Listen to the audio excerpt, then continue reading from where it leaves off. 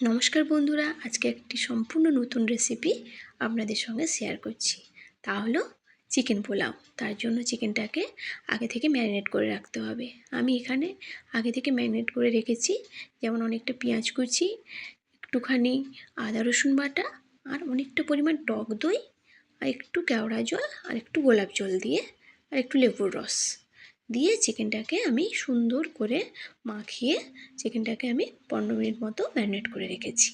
এরপর গ্যাসে প্যান বসিয়ে ওর মধ্যে 2 টেবিল চামচ তেল দিয়ে চিকেনটাকে সুন্দর করে আস্তে আস্তে করে কষিয়ে নিতে হবে।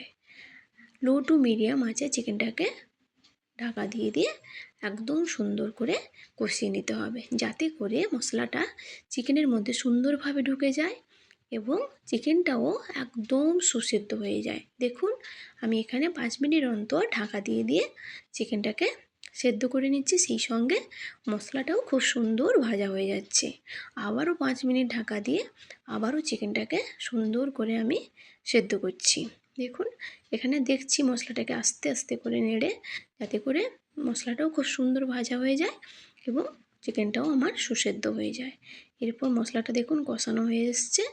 এরপর আমি আগে থেকে চাল 10 মিনিট ভিজিয়ে রেখেছিলাম জলে, সেই চালটাকে ওর মধ্যে আমি দিয়ে দিয়েছি।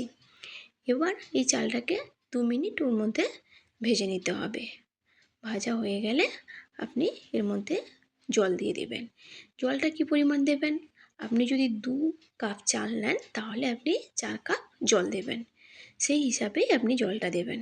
এরপর জল দিয়ে 25 মিনিট ঢাকা দিয়ে লো টু মিডিয়াম আঁচে রেখে দেবেন। তারপর রেডি আমাদের চিকেন পোলাও।